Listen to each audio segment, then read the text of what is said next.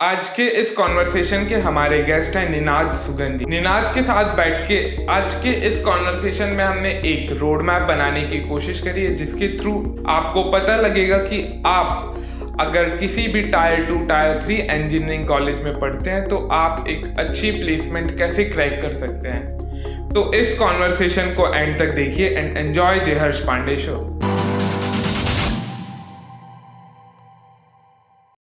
Welcome to the show भाई। Thank you for having मी।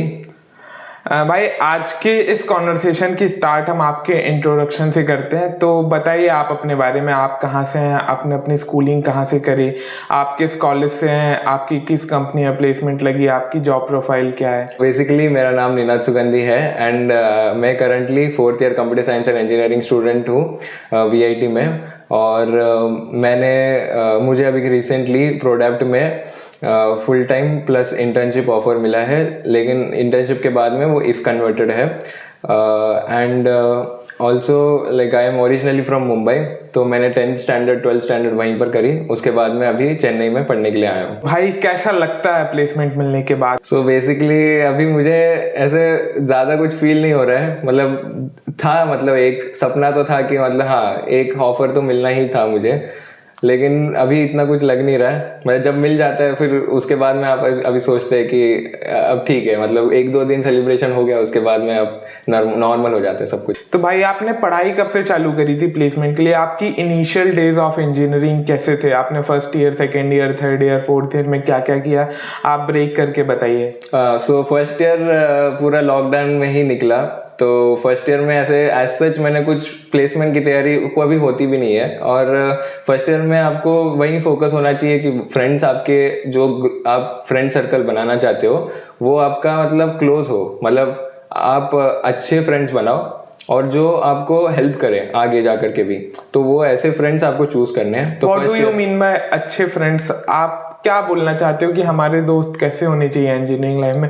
क्योंकि दोस्त चूज करना बहुत इंपॉर्टेंट चीज रहती है। जब हम कॉलेज में आते हैं, हम जिस तरह के लोगों के साथ 4 साल रहेंगे, मोस्टली हमारा at the end of the 4th year हमारा आउटपुट या हम वैसे ही बन के निकलेंगे। आई थिंक वो एक बिहेवियर जो होता है, वो हैबिट्स जो होती है, वो मैं सबसे ज़्यादा देखता हूँ कि उनकी बिहेवियर के हिसाब से मैं फ्रेंडशिप करता हूँ। और मतलब जैसे कोई, मुझे तो बिल्कुल वो पसंद नहीं है कि कोई सिगरेट हो या फिर तो वो उससे मैं थोड़ा दूर ही रहता हूँ। तो वैसे काइंड ऑफ फ्रेंड्स, और जो आपको मतलब दिल से आपको मतलब हेल्प करने के लिए कभी भी रेडी हो, वो बेसिकली वैसा फ्रेंड सर्कल आप अगर आपको मिलता है तो ठीक है, नहीं मिलता है तो फिर आप और भी एक्सप्लोर करिए। सो या सेकेंड ईयर में मैंने AI/ML के ऊपर पूरा एकदम जमाना स्टार्ट कर दिया। पहले तो सीखा कि क्या होता है, कैसे होता है। फिर उसके बाद में सेकेंड ईयर के सेकेंड मतलब जो पार्ट था सेकेंड सेमेस्टर, उसमें मैंने प्रोजेक्ट्स बनाने स्टार्ट कर दिया। तो अच्छे खासे प्रोजेक्ट मेरे बन गए थे सेकेंड ईयर के आखिरी तक। मतलब बेसिक ही थे बट स्टिल वो नॉलेज के लिए बहुत अच्छे थे। थोड़ा बताइए आपने किस तरह से प्रोजेक्ट बनाए, कौन से प्रोजेक्ट बनाए? तो एक तो रिकमेंडेशन सिस्टम, जो मतलब अभी आप नेटफ्लिक्स खोल लीजिए या फिर यूट्यूब खोल लीजिए तो आपको रिकमेंड होते हैं, या फिर स्पॉटिफाई भी खोल लीजिए। तो जैसे ये सारे ऐप्स है, उसमें रिकमेंडेशन सिस्टम का बहुत यूज़ होता है। तो मैंने एक म्यूजिक रिकमेंडेशन सिस्टम बनाया था, और उसी के साथ साथ में मैंने डिसीज प्रेडिक्शन का भी एक बनाया था कि मतलब अगर आप सिम्टम्स दे दो उसके हिसाब से वो डिजीज प्रेडिक्ट करके दे देगा। तो ऐसे ये तो 2 ही मैंने प्रोजेक्ट बताया, और भी प्रोजेक्ट थे जैसे नेक्स्ट वर्ड प्रेडिक्टर, तो उसमें NLP का भी यूज़ होता है। तो ऐसे प्रोजेक्ट मैंने बनाना स्टार्ट कर दिया था सेकेंड ईयर के आखिरी तक। मैंने मतलब एक्चुअली सेकेंड ईयर का जब खत्म हुआ था और वेकेशन था, तब मैंने एक्चुअली ये किया था। तो फिर सेकेंड ईयर आपका कंप्लीट हो चुका था, आपने प्लेसमेंट के लिए फाउंडेशन बनाना स्टार्ट कर दिया था, अपना रिज्यूमे बिल्ड कर रहे थे, उस रिज्यूमे के लिए आप अपने प्रोजेक्ट बना रहे थे। अब आपका थर्ड ईयर स्टार्ट हो चुका था और थर्ड ईयर के मिड से आपकी इंटर्नशिप आना चालू हो जाती है। तो बताइए आप अपने थर्ड ईयर के बारे में, आप क्या कर रहे थे? एक्चुअली थर्ड ईयर में मैंने थर्ड ईयर का जो फर्स्ट सेमेस्टर था वो एक्चुअली बहुत पैक्ड था, क्योंकि 3 ही महीने थे उसके लिए। तो थर्ड ईयर के फर्स्ट सेमेस्टर में एज सच कुछ ज़्यादा नहीं हुआ। DA से थोड़ा सा मैंने देखना शुरू कर दिया था कि कुछ वीडियोस कि मतलब कैसे प्रिपेयर करना है, कैसे क्या करना है। उसके बाद में आई इंटर्नशिप, क्योंकि हमें एक्चुअली 5 महीनों का गैप दिया था। तो मैंने एक तो उसमें उस वाले में बहुत मतलब इंटर्नशिप की मैंने 3 महीने की। उसी के साथ साथ मैंने फिर वेब डेवलपमेंट साइड में मैंने थोड़ा अपना हाथ जमाना स्टार्ट कर दिया कि जैसे VIT ने ही मर्न का एक जो है फुल स्टैक का एक कोर्स दिया था, तो वो मर्न स्टैक का जो प्रोजेक्ट जो हमें मिलता था उसके हिसाब से हम करते थे। मतलब जैसे उन प्रोजेक्ट्स को सीख के मैंने वो वेब डेवलपमेंट सीखा एक्चुअली। सो वेब डेवलपमेंट में मैंने थोड़ा डाइव किया, फिर उसके बाद में मुझे समझा कि हाँ भाई AIML और वेब डेवलपमेंट को भी हम इंटीग्रेट कर सकते हैं, तो जो डिसीज प्रेडिक्शन का था उसको एक वेबसाइट में कन्वर्ट कर दिया। ओके तो इट्स लाइक दैट। तो थर्ड ईयर के स्टार्टिंग में जो पहला सेम था थर्ड ईयर का, मींस कौन सा same, 5th same I think. तो जो आपका 5th सेम था वो काफी पैक्ड था क्योंकि वो सेम 3 महीने का था, तो उस 3 महीने में आपने ज्यादा कुछ नहीं किया, आपने मोस्टली अपने एकेडमिक्स पे फोकस किया। उसके बाद आपके कॉलेज में आपने बताया कि 5 महीने की हॉलीडेज दी थी इंटर्नशिप करने के लिए, तो उसमें आपने इंटर्नशिप करी, अपने प्रोजेक्ट को और एनहांस किया, पुराने प्रोजेक्ट में डेवलपमेंट डाल के उसको एक फुल्ली फ्लेज्ड वेबसाइट बनाया। तो आपने इंटर्नशिप भी करी थर्ड ईयर में, तो अपनी इंटर्नशिप के बारे में बताइए कि कहाँ करी, कि आपका बैकग्राउंड क्या था उस कंपनी का, आपने कौन से डिपार्टमेंट में काम किया, तो डिटेल में बताइए अपना पूरा काम।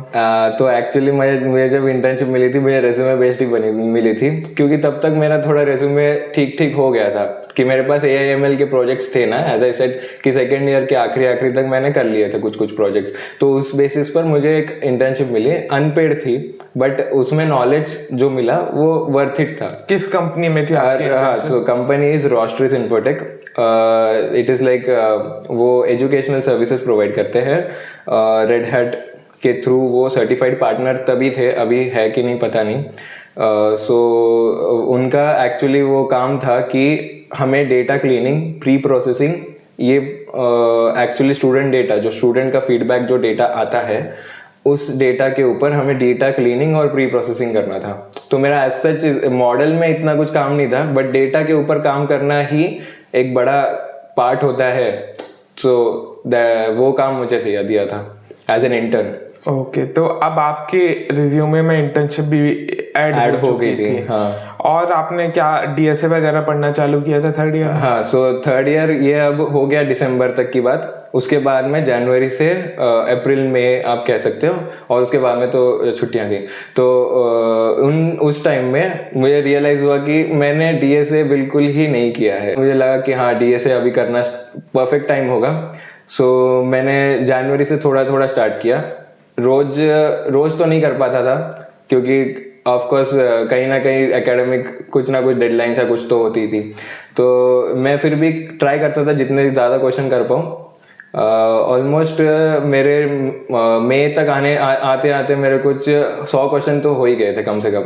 तो 5 महीने में मैंने कुछ 100 क्वेश्चन कर लिए थे, और वो सारे बेसिक ही थे। आई कैन से दैट कि मतलब मैंने बिल्कुल ही बेसिक से स्टार्ट किया, और मैंने वो स्ट्राइवर्स A to Z जो DSA शीट होती है वो एकदम फॉलो करना शुरू किया था।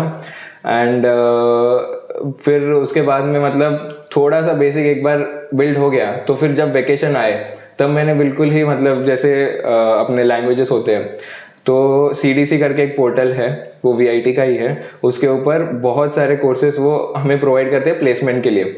सो उसमें जावा, C++, पाइथन, ये तीनों लैंग्वेज में मैंने जितने भी था मैंने खुद से किया, क्योंकि आई न्यू कि कहीं ना कहीं ये हेल्प होगा ही। तीनों लैंग्वेज में आपने किया, खुद से किया? yes. तो आप तीनों लैंग्वेज साथ में लेके चल रहे थे क्या? हाँ, क्योंकि कहीं ना कहीं मुझे पता था कि कहीं ना कहीं एक तो ऐसी होती ही है कि कंपनी की जहाँ पर आपको सिर्फ या तो जावा का सपोर्ट दिया जाता है कोड लिखने के लिए, तो आई वांटेड दैट कि वो कंपनी मेरे लिए हो। So that's why. तो मतलब मैं चाहता था कि ऐसी वो एक भी कंपनी ना हो कि उसमें मेरा चांस छूट जाए, कि मतलब मुझे सिंटैक्स ही नहीं आता तो मैं कोड क्या लिखूंगा। सो लाइक इसलिए मैंने C++, जावा और पाइथन तीनों के ऊपर जो भी सिंटैक्स था मैं ट्राई करता था कि हाँ मैं लिख पाऊँ कोड। एटलीस्ट सिंटैक्स तो मेरे को पता हो सारी लैंग्वेज का। यस, मेरा मेन फोकस C++ पे था। लेकिन आपका ये 6th सेम चल रहा था जब आपने अपना DSA पढ़ना चालू किया, और आपने अपने 6th सेम में करीब 100-150 क्वेश्चन किए होंगे। तो अब आपके पास 6th सेम खत्म हो चुका था, 2 महीने की छुट्टियां आई होंगी आपकी, तो उसमें क्या किया था आपने? वही जो मेरा बेसिक जो बन गया था वो 100 क्वेश्चन 100-150 क्वेश्चन जो भी है। तो उसके बाद मैं चल दिया कि मतलब हाँ भाई मेरे से इजी क्वेश्चन तो हो ही जा रहे हैं, अब मीडियम और हार्ड क्वेश्चन को भी फोकस करना है हमें।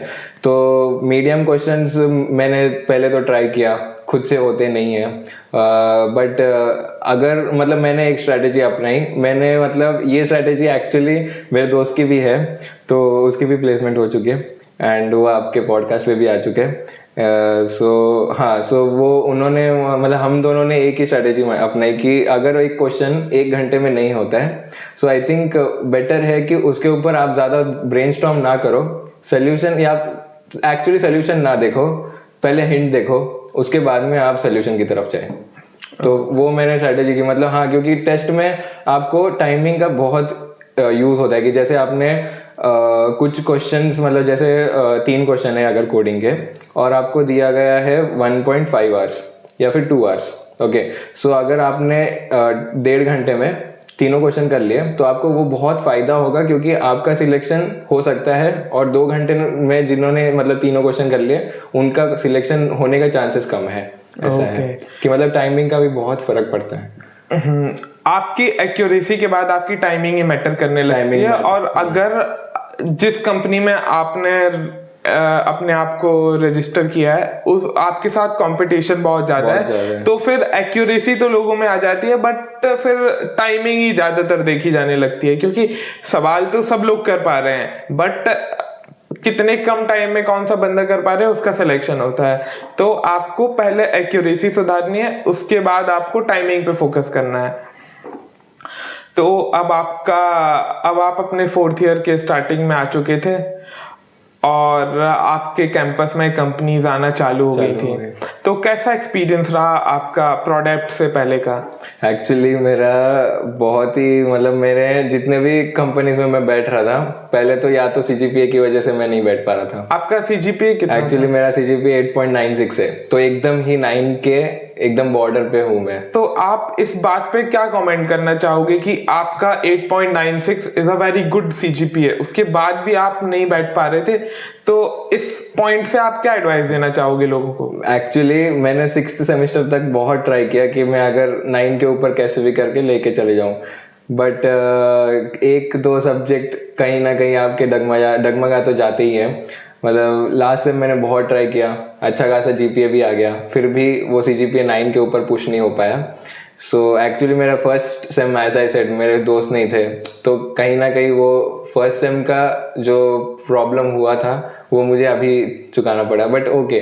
सो आई थिंक सीजीपीए वेरी मतलब बहुत ज़्यादा इंपॉर्टेंट है, एटलीस्ट इन वीआईटी। जितना भी मैंने देखा है कि कंपनीज मोस्टली बताती है कि eligibility criteria will be 8 CGPA और 8.5 सीजीपीए और 6 सीजीपीए व्हाटएवर, बट जब शॉर्ट लिस्टिंग की बारी आती है तो mostly companies they will select 9 CGPA. और टॉप कोडर का एक सिस्टम है, जो टॉप कोडर एक्चुअली जो होता है कि कुछ चंद कोडर्स है, उनकी एक टेस्ट होती है, मतलब हमारी सबकी ही टेस्ट होती है, तो उसमें से जिसके कोड चल गए थे सारे, तो उनको एक शॉर्ट लिस्ट कर दिया था, तो और उनको टॉप कोडर की लिस्ट में डाल दिया था। तो उसमें भी मेरा नाम नहीं था, क्योंकि तब मेरा डीएसए भी अच्छा नहीं था। ये आपके कॉलेज में होता है? हाँ, वीआईटी में होता है एक्चुअली। ओके। और सीजीपीए कितना, आपको क्या लगता है कितना CGPA is a good enough है कि आप कम से कम शॉर्ट लिस्ट हो पाओ? 9 के ऊपर इज गुड इनफ। तो आपको कुछ भी करके अगर आप अच्छी प्लेसमेंट के लिए देख रहे हैं 4th ईयर में, तो आपको 9 के ऊपर सीजीपीए रखना ही पड़ेगा, नहीं तो आप बहुत सारा चांस छोड़ दोगे, छूट जाएगा। यस, लाइक मेरा एक एग्जांपल लेता हूँ, मतलब मेरा ही एग्जांपल है कि अगर 100 कंपनियां आई तो उसमें से मे बी मैं बैठा होऊंगा कि 80 कंपनीज में, लेकिन वही 20 कंपनीज, 80 नहीं, चलो 65 के आसपास आप पकड़ लो कि 65 में मैं बैठा हूँ और 35 कंपनीज मेरे हाथ से चली गई, मतलब जैसे ही मैं बैठ ही नहीं पाया उनमें। भले ही आप कितने ही लायक क्यों ना हो, कितने ही एबल क्यों ना हो, अगर आपका सीजीपीए कम है तो आप जितना डिजर्व करते हो उससे कम ही आपका पैकेज लगेगा, क्योंकि आपके पास कंपनी में बैठने का मौका ही नहीं मिल पा रहा आपको। एम आई राइट? Yes, exactly. ओके। तो क्या चल रहा था जब तक आपके पास प्रोडक्ट नहीं आई थी, उससे पहले आपकी लाइफ में? बहुत सारी मतलब फीलिंग्स होती है कि आपको मतलब थोड़ा सेल्फ डाउट होना स्टार्ट कर जाता है कि इतने 4 साल मैंने मेहनत की, फिर ये इंटर्नशिप की, वो सब किया, बट उसके बाद में भी आपको कहीं ना कहीं मतलब कहीं शॉर्टलिस्ट ही नहीं हो पा रहे हैं या फिर सेकेंड राउंड तक भी नहीं जा पा रहे हैं। बहुत सारी कंपनीज होती है। मेरा एक्चुअली एसेंचर में भी मैं सेकेंड राउंड तक नहीं गया, मतलब मुझे बहुत दुख हुआ, हाँ सेकेंड राउंड तक नहीं गया, मतलब इंटरव्यू राउंड तक नहीं गया। सो कहीं ना कहीं वो आपको एक सेल्फ डाउट होता है कि मैंने कुछ किया कि नहीं, मतलब मैंने इतने 4 साल की पढ़ाई की तो उसमें मैंने कुछ किया कि नहीं, ऐसे आपको सेल्फ डाउट होना स्टार्ट हो जाता है। आपको एंजाइटी तो होती ही है, रात को नींद नहीं आती है, सो ये सारी फीलिंग्स आती है। फिर उसके बाद में आप फिर जब सुबह होती है तो मतलब एक दिन मैं सुबह उठा, मैं बोला कि यार कुछ भी हो गया तो भी मुझे करना ही है। कहीं ना कहीं मतलब मिक्स्ड फीलिंग रहती है। हाँ। आप अपने आप से सेल्फ डाउट भी कर रहे होते हो, अपने आप को दिलासा भी दे रहे हो कि कोई बात नहीं, अभी बहुत कंपनियां आने वाली हैं, किसी ना किसी में हो जाएगा, तुम लायक हो, तुमने पढ़ा है। तो ये सारी फीलिंग आपके माइंड में चल रही होंगी।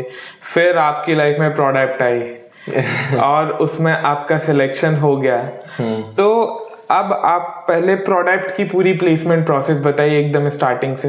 प्रोडक्ट एक्चुअली उनकी क्राइटेरिया ऐसी थी कि ना तो आपको बैकलॉग होना चाहिए, ना आपको हिस्ट्री होना चाहिए। मतलब बैकलॉग होना अलग बात है और हिस्ट्री ऑफ बैकलॉग होना अलग बात है। तो बैकलॉग मतलब जो करंटली बैकलॉग है, और हिस्ट्री ऑफ बैकलॉग मतलब आपको पहले भी बैकलॉग एक ना एक रह चुका है।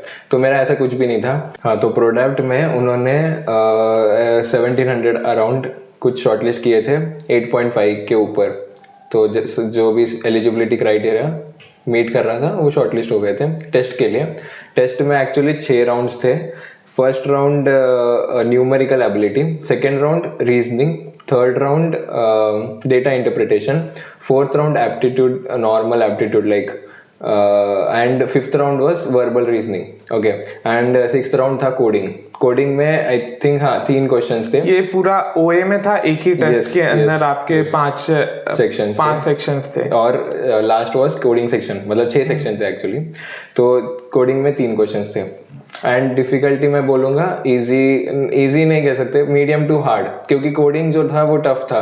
क्योंकि आई थिंक एक ईजी था, एक क्वेश्चन ईजी था, एक मीडियम था, एक हार्ड था। तो एक एक्चुअली डीपी हार्ड दे दिया था उन्होंने। तो एक्चुअली आई डोंट थिंक वो कोई भी नहीं कर पाया, क्योंकि वो खुद ही बोल रहे थे कि वो दो क्वेश्चन थे, एक मीडियम और एक हार्ड, वो मोस्टली कोई भी नहीं कर पाया, पूरा कोई भी कंप्लीट नहीं कर पाया वो। सो आई थिंक मैं तो बोलूँगा कि मीडियम टू हार्ड डिफिकल्टी था। तो आप 5 सेक्शंस के बारे में थोड़ा और कमेंट कर सकते हो क्या, कि थोड़ा और लोगों को पता लग जाए कि किस तरीके के क्वेश्चन थे, मीडियम थे, हार्ड थे? अगर कुछ भी जो आप बताना चाहो, अगर आपको याद हो तो। एक्चुअली डिफिकल्टी वाइज मैं अगर बोलूँ तो एसेंचर से थोड़ा सा कहीं ना कहीं सिमिलर थे।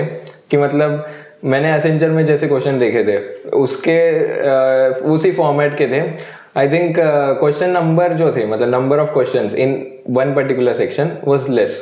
कि मतलब पहले सेक्शन में हो गया कि 6 क्वेश्चंस हो गए, दूसरे सेक्शन में 8 क्वेश्चन थे। तो एग्जैक्टली कौन से सेक्शन में कितने क्वेश्चन थे वो मुझे अभी याद नहीं है, बट हाँ नंबर ऑफ क्वेश्चंस हर एक सेक्शन में कम थे, क्योंकि टाइम उतना ही था। और टाइम कितना था हर सेक्शन के लिए? हाँ, मतलब अगर 6 क्वेश्चंस थे तो उन 6 क्वेश्चन के लिए 6 मिनट, फिर 8 क्वेश्चंस के लिए आई थिंक 15 मिनट्स। और data interpretation it's like tough है, मतलब वो आपको इंटरप्रेट करना है, तो वो काइंड ऑफ टफ क्वेश्चन थे। सो उसके 3 ही क्वेश्चन थे, लेकिन उसके लिए 10 मिनट दे दिए थे उन्होंने। सो लाइक हम ऐसे नहीं बोल सकते कि ये सेक्शन वाइज एक मतलब टाइम फॉर्मेट सेम था, हर एक सेक्शन में अलग अलग टाइम था। भाई प्रोडक्ट का ओए कितने लोगों ने दिया था और कितने लोग इस राउंड से आगे वाले राउंड में आए? सो ओए एक्चुअली कुछ अराउंड 1700 लोगों ने दिया था, and that was like shortlisted for VIT Chennai plus Vellore. तो इतने लोगों ने दिया था। उसके बाद में अराउंड 180 कुछ आई थिंक ग्रुप डिस्कशन के लिए शॉर्टलिस्ट हुए थे, एंड इतने लोगों का ग्रुप डिस्कशन हुआ। एंड ग्रुप डिस्कशन के बारे में हम थोड़ा और डिस्कस कर लेते हैं। नेक्स्ट राउंड जो आपका इसके बाद था वो था ग्रुप डिस्कशन। तो ग्रुप डिस्कशन के बारे में पूरा फॉर्मेट बताइए कि कैसे हुआ था आपका, एक सारी चीजें। सो ग्रुप डिस्कशन में उन्होंने डिवाइड कर दिया था सभी को like 10 people in each group, और उसका भी फेज़ ए फेज़ बी था कि मतलब फेज़ ए वाले लोग पहले हो जाएंगे, फेज़ बी वाले सेकंड इसमें हो जाएंगे। तो मेरा फेज़ 2 था। फेज़ 1 वालों से थोड़ा सा मुझे आइडिया मिला कि क्या कैसे मतलब okay. So it was like कि 180 लोग थे, 90 people in phase 1, 90 people in phase 2। सो 90 लोगों को ऐसे 9 ग्रुप दे दिए थे, क्योंकि उनके पास जो एम्प्लॉयज़ जो चेन्नई में आए थे वो मे बी मतलब इतने नहीं थे, मतलब दे वर अराउंड 15 पीपल ओनली। तो हर एक एम्प्लॉय को अगर उन्होंने एक ग्रुप के लिए उन्होंने डिस्कशन के लिए असाइन किया है, तो ऐसे 9 ही ग्रुप्स बने ऐसे कुछ। तो इसलिए फेज़ 1 और फेज़ 2 में उन्होंने कन्वर्ट मतलब डिवाइड कर दिया। हाँ, तो लाइक 10 लोग थे, उसमें से उन्होंने कुछ अराउंड 5 उन्होंने सिलेक्ट किया हर ग्रुप से, आई थिंक। मतलब वो डिपेंड करता है मतलब जिसने कितना अच्छा बोला है। तो आई थिंक अराउंड 180 जो हुए थे उसके आधे दे सिलेक्टेड फॉर इंटरव्यू। और टॉपिक वगैरह क्या था जीडी का? जीडी का टॉपिक जो मुझे आया था वो था, हाँ, so the topic for the GD was कि इंडियन एजुकेशन सिस्टम जो हमारा है, जो गवर्नमेंट ऑफ इंडिया ने जो डिज़ाइन करा हुआ है, तो वो केपेबल है लोगों को आज के रियल प्रॉब्लम्स या रियल वर्ल्ड प्रॉब्लम्स को सॉल्व करने के लिए। वो मतलब हमें सिखाता है कि नहीं, वो हमारा मतलब एक्चुअली ये हमें इसका मतलब हमें इसके ऊपर थोड़ा डिबेट ज़्यादा करना था, ग्रुप डिस्कशन थोड़ा कम था काइंड ऑफ। तो इट्स लाइक हमें दे दिया था टाइम अराउंड, उन्होंने 2 मिनट्स कुछ दिया था सोचने के लिए। सो 2 मिनट्स उन्होंने सोचने के लिए टाइम दिया, and then we had to like speak on our topics, like हमें जो भी हमारे दिल में है, जो हमने सोचा है, वो उसके ऊपर हमें बोलना था। तो उन्होंने पहले 2 मिनट सोचने के लिए टाइम दिया था ग्रुप डिस्कशन में। तो 180 में से कितने लोग ग्रुप डिस्कशन के बाद शॉर्टलिस्ट हुए थे? अराउंड 60-70 माइल से। Okay, and what was there next round? हाँ, अब नेक्स्ट राउंड एक ही था, interview. So in interview I think panels थे, हर एक पैनल में 2 people. So 2 I think one was HR and one was I think some lead. Okay, so मेरे लिए जो आए थे, तो मेरे जो ग्रुप डिस्कशन की मैम थी वही एक्चुअली HR थी वो, तो वही हमें इंटरव्यू के लिए भी थी। तो वो मैम ने मुझे सिलेक्ट किया फॉर द नेक्स्ट राउंड। सो और जो सेकंड पर्सन थे वो थे product manager, I think project manager, and वो एक्चुअली इंडिया के जो प्रोडक्ट के हेडक्वार्टर्स है वहाँ पर वो लीड पर है अभी। So इतने बड़े officials like they are taking our interview, so they definitely they are like serious कि जो talent hiring हो रही है, so they are serious about it. Okay, तो अब आप इंटरव्यू तक पहुंच चुके थे, तो अब हम इंटरव्यू के बारे में एकदम डिटेल में बात करेंगे। तो इंटरव्यू में आपके कितने राउंड हुए थे? इंटरव्यू में एक्चुअली एक ही राउंड था, it was both technical plus HR। तो HR में ज़्यादा क्वेश्चंस नहीं पूछे, बट 2-3 बेसिक से क्वेश्चन पूछे, एंड टेक्निकल में उन्होंने हमें मतलब मुझे पूरे रेज्यूमे के हिसाब से पूछा। और अच्छा, एक मैं बात क्लियर करना चाहता हूँ कि ये पूरा जो प्रोसेस हुआ वो एक ही दिन में हुआ है, पूरा एक ही दिन में हुआ है। इंटरव्यू आपके सारे इंटरव्यू नहीं, डायरेक्ट OA से इंटरव्यू तक जो भी जर्नी था वो सारे एक ही दिन में हुआ है। Okay, so like group discussion भी उसी दिन, फिर इंटरव्यू भी मेरा उसी दिन। तो टाइमलाइन भी बता दीजिए कि कौन सी एक्टिविटी किस टाइम पे हुई थी? ओके, सो 9 बजे मैं पहुंचा था OA देने के लिए, एंड 10 AM कुछ स्टार्ट हुआ होगा। आई कंप्लीटेड इट बाय 12 नून, और वो चल रहा था कुछ 12:30 तक। मैंने जल्दी ख़त्म कर दिया था। सो मैं खाना खाने चला गया, फिर उसके बाद मैं रूम चला गया। मुझे लगा नहीं था कि मैं शॉर्टलिस्ट हो पाऊंगा, मतलब मेरा एक क्वेश्चन तो चला ही नहीं था ना, मतलब 1.5 क्वेश्चन हुआ था मेरा बस 3 में से। सो आई थॉट मेरा शॉर्टलिस्ट नहीं हो पाएगा, but I was shortlisted for group discussion. तो मैं रूम में जाने के बाद में तो मैं थोड़ा रिलैक्स होकर के मेरा अपना काम कर रहा था, and around 1:30 I got the mail and I was shortlisted for the next round. So 2 बजे उधर रिपोर्टिंग था, so I had to run. तो 2 बजे मैंने मतलब मैं चला गया और वहाँ पर वो ऑलरेडी नेम्स बुला रहे थे फॉर ग्रुप डिस्कशन। मुझे रुकना पड़ा क्योंकि मेरा फेज 2 था। Around 4:30 I think group discussion भी ओवर हो चुका था एंड देन स्टार्टेड इंटरव्यू। तो इंटरव्यू इतने लोगों का भी लेना है तो they I think they had everything planned. So लेकिन थोड़ा सा उनको थोड़ा एक्सटेंड करना पड़ गया। दे माइट हैव थॉट कि 8 बजे तक सारे हो जाएंगे, बट आई वॉज मतलब मेरा जब इंटरव्यू हुआ तब 8:40 हो रहे थे, मतलब कंप्लीट हो गया तब 8:40 हो रहे थे। एंड मेरा तो फिर भी इसके बाद में भी मतलब लोग बैठे थे, तो आई थिंक 10 तक उनको लगा होगा इंटरव्यू टाइम। ओके, तो अब इंटरव्यू के बारे में बताइए अपने। सो इंटरव्यू में technical questions mostly based on resume, और मेरे प्रोजेक्ट के बारे में सारे प्रोजेक्ट, मतलब मैंने 4 प्रोजेक्ट कुछ मेंशन कर रखे हैं, तो उन सारे प्रोजेक्ट के बारे में पूछा, मुझे मेरी इंटर्नशिप के बारे में पूछा। उसके बाद में मेरे प्रोजेक्ट में मतलब मैंने मल्टीलिंगुअल हेट स्पीच वो जो है एक, so I will tell you about the project. So project ऐसा है कि इफ़ यू लाइक, देखिए आप सोशल मीडिया रोज़ यूज़ करते हैं। सो ट्विटर हो गया, फेसबुक हो गया, या फिर कोई भी और सोशल मीडिया ऐप। सो इन ऐप्स को सारे एडल्ट्स भी यूज़ कर रहे हैं और छोटे बच्चे भी यूज़ कर रहे हैं। सो आई थिंक कहीं ना कहीं वो हम कहीं ना कहीं मतलब कोई ना कोई ऐसा कमेंट होता ही है कि जो हेट स्पीच होता है। सो मोस्टली ये जो सोशल मीडिया जो होता है, they try to minimise this content, और उसमें दिस कॉन्सेप्ट इज यूज्ड कि मल्टीलिंगुअल हेट स्पीच डिटेक्शन, और उसको हम कैसे मिनिमाइज कर सकते हैं। ओके, तो आपने ये बनाया? मैंने ये बनाया था और उसके ऊपर एक्सप्लेनेशन दिया मैंने।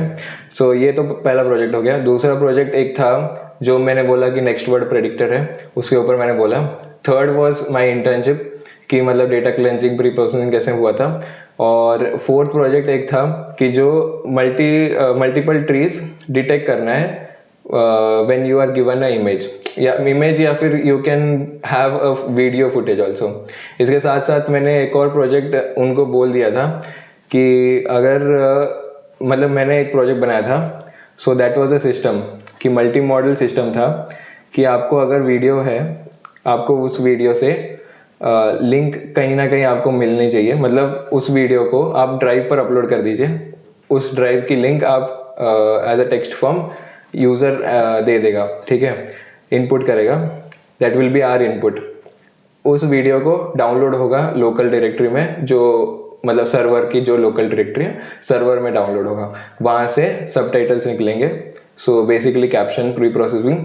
उसके बाद में कैप्शंस जो मिले उसको अगर मतलब कभी कभी ऐसा होता है कि यूज़र जो होता है उसको इंग्लिश नहीं समझ आती और वीडियो इंग्लिश में ही है, तो कैप्शंस का क्या करेगा, मतलब इंग्लिश कैप्शंस का क्या करेगा।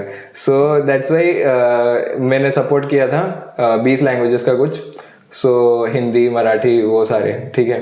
तो उन लैंग्वेजेस का सपोर्ट दिया था मैंने। गूगल ट्रांस लाइब्रेरी है, तो वो ट्रांसलेशन। उसके बाद में अगर उस यूज़र को एज अ समराइज वीडियो चाहिए, मैं वीडियो नहीं सॉरी टेक्स्ट चाहिए, सो वो टेक्स्ट भी प्रोवाइड कर सकता है। सो वो ऐप था मेरा। सो 8 बजे के आसपास ही मेरा इंटरव्यू हुआ। तो मैं सबसे पहले मुझे बुलाया कि हु इज़ द नेक्स्ट, मतलब मैम ने मुझे बुलाया कि who is the next participant. So मैं चला गया ऑफिस में। मैंने मतलब पहले पूछा कैन आई कम इन, सो उन्होंने बोला yes come in, sit down. And फिर उन्होंने मुझे मेरा रेज्यूमे पूछा, तो I gave them the resume. तो उन्होंने पहले पैनल में कितने लोग थे आपके? पैनल में 2 लोग थे। सो एक मैम थी, एक सर थे। मैम वाज HR हेड की डिपार्टमेंट, और second was business, I mean product manager थे वो, और इंडिया के जो हेड है वो वहीं थे, ठीक है। तो मैंने रेज्यूमे दिया, और उस रेज्यूमे में उन्होंने सबसे पहले तो मुझे बेसिक डिटेल्स पूछे कि मतलब give a general introduction about yourself. तो वो मैंने दे दिया कि आई एम फ्रॉम। क्या क्या इंक्लूड किया था आपने अपने इंट्रोडक्शन में? सो मेरे इंट्रोडक्शन में मैंने पहले तो नाम बताया, फिर 4th year computer science engineering student, ठीक है, VIT में हूँ, मैं ओरिजिनली मुंबई से हूँ। फिर उसके बाद मैं स्किल्स ऐड कर दिए थे कि C++, पाइथन, जावा, फिर उसके बाद में वेब डेवलपमेंट AIML मैंने करा हुआ है। फिर उसके बाद में उनको मैंने बताया कि मैंने इंटर्नशिप करी थी 3 महीने के लिए। फिर उनको एक एक्चुअली आपने एक चीज़ मैं बताना चाहूँगा, मतलब जूनियर्स को एक बोलना चाहूँगा कि कंपनी के हर एक कंपनी की एक टैगलाइन होती है। सो आई थिंक वो टैगलाइन आपको याद रहनी चाहिए और आप उनको बोल सकते हो कि हाँ, मतलब उनका जैसे प्रोडक्ट का जो था स्विच ऑन द फ्यूचर, तो मैंने उनको एक बोल दिया कि I would also like to switch on my future along with product. So वो आप थोड़ा कहीं ना कहीं आप अगर इंक्लूड कर सकते हो आपके जनरल इंट्रोडक्शन में, तो कहीं ट्राई करो, तो थोड़ा एक इम्प्रेशन बन जाता है कि हाँ, बंदा कंपनी के बारे में जानता है। तो उन्होंने एक्चुअली वो थोड़ा हंस दिए क्योंकि कहीं ना कहीं उनको भी पसंद आया वो। एंड उसके बाद में फिर उन्होंने पहले बताया कि यू डिड एन इंटर्नशिप। सो उन्होंने फिर इंटर्नशिप के एक्सपीरियंस के बारे में पूछा, फिर आपने क्या वहाँ पर मेरा रोल क्या था, तो मैंने उनको बता दिया। फिर उसके बाद में उन्होंने मुझे और प्रोजेक्ट्स के बारे में पूछा। तो प्रोजेक्ट में सबसे पहले यही मल्टी मॉडल वाला पूछा। तो एक्चुअली इस वाले में उन्होंने एक क्वेश्चन पूछा कि do you know how the electronic thing is working, like पीछे बैकएंड में अगर इलेक्ट्रॉनिक्स तुम्हारा जैसे वीडियो और ऑडियो एक साथ में होना चाहिए, जैसे हम ट्रांसक्रिप्शन कर रहे हो तो वीडियो और ऑडियो एक साथ चलने चाहिए, तब जाकर के ट्रांसक्रिप्शन, मतलब जैसे एक्शन के हिसाब से अपना ट्रांसक्रिप्शन सही सही आना चाहिए। सो उन्होंने बोला कि do you know how does that work. So मैंने बोला कि sir I don't know because I am not from the EC department, but I would like to learn more and after this interview I will surely deep dive. तो एक कहीं ना कहीं आपको मतलब जो नहीं पता है तो उनको आप बोल दो कि ऑनेस्ट रहो कि हाँ मुझे नहीं पता है लेकिन मैं ज़रूर सीखना चाहूँगा। तो वहीं मतलब मुझे ऐसे लगा कि कहीं ना कहीं मेरा इंटरव्यू खराब हो गया, मतलब मुझे लगा ऐसा, but after the result we know that I got selected. Okay, तो फिर और क्या पूछा था आपसे इंटरव्यू में? हाँ, मतलब बेसिकली यही मोटा मोटा, और फिर उसके बाद में AIML के बारे में पूछा, और फिर कोडिंग मुझे पूछा गया कि हाँ which language you are comfortable with. So मुझे फिबोनाची पूछा, एंड उसके साथ में OS नहीं, मुझे UPS की मतलब जो बेसिक कॉन्सेप्ट्स है, पॉलीमॉर्फिज्म, इनहेरिटेंस, एब्स्ट्रैक्शन, सो उनके बारे में रियल वर्ल्ड एग्जांपल्स आप बता दो, वो पूछा था। सो बेसिकली बेसिक क्वेश्चंस ही पूछे थे मुझे। और ML में थोड़ा डीप डाइव किया था क्योंकि रेज्यूमे में मेरे ML ही है मेजर, और उन्होंने ये पूछा था कि if you are given different field to work on, can you work. So it was a tricky question actually. So आपको ऐसा आंसर देना चाहिए कि यस डेफिनेटली, क्योंकि you are eager to learn, मतलब उनको ऐसे पता मतलब रहना चाहिए कि उनको आप बता दो कि आप सीखना चाहते हो। सो ये पूछा था। और HR क्वेश्चंस की अगर बात करें तो उन्होंने मुझे पूछा था कि can you work in pressure environment, तो उसका आंसर मैंने सीधा बता दिया कि yes sir definitely I can work. So आप अपना तैयार करके बता सकते हैं। मैंने उनको एग्जांपल दे दिया कि VIT में बहुत सारे प्रोजेक्ट्स होते हैं, असाइनमेंट्स होते हैं, तो उसके भी मैंने किया है। उसके साथ में घर के काम होते हैं, उसके साथ में मैंने खुद के प्रोजेक्ट्स भी बिल्डअप किए, उसके साथ में इंटर्नशिप का भी काम होता था। सो मैंने उनको एक्चुअली मतलब मेरा स्ट्रक्चर्ड आंसर ही था एक्चुअली, तो मैंने उनको बता दिया था। ओके, और कोई क्वेश्चन जो आप मेंशन करना चाहो जो पूछे गए थे? अभी तो कोई याद नहीं आ रहा है इसके अलावा, but I think that's it. Interview was around 40 to 50 minutes long. Interview में इंटरव्यूअर क्या देखना चाहता है सामने वाले बंदे पे, क्योंकि वो आपका कोडिंग राउंड ले चुका होता है, आपको पता है कि आपको कोडिंग आती है, आप केपेबल हो, आप कोड कर सकते हो। उसने आपका रिज्यूमे भी देख रखा होता है, उसको पता होता है कि इस बंदे ने क्या कर रखा है अपनी लाइफ में, तो वो बेसिकली देखना क्या चाहता है इंटरव्यू में आपसे? आई थिंक पर्सनैलिटी, कि आप कितना स्ट्रॉन्ग और कॉन्फिडेंट मतलब बोल सकते हो, आप कितना सुटेबल हो उनकी कंपनी के लिए कितने सुटेबल हो। उसके साथ में क्या आप में एथिक्स है, कि मतलब उन्होंने एक ऑनेस्ट मुझे क्वेश्चन पूछा था कि do you go to the class every day, क्योंकि मतलब कहीं ना कहीं उनको ऐसा फील हुआ कि मैं शायद 100% अटेंडेंस वाला बंदा हूँ। सो उन्होंने ऐसे ऑनेस्ट क्वेश्चन पूछा कि हाँ तुम जाते हो क्या, रोज़ क्लास जाते हो क्या। सो हाँ मतलब मैंने उनको बोल दिया जी सर मैं जाता हूँ, and I am quite consistent about it. तो वो ये भी एक्चुअली एक HR क्वेश्चन ही था, but simple answer simple question. So वो आई थिंक वो एक पर्सनैलिटी देखते हैं।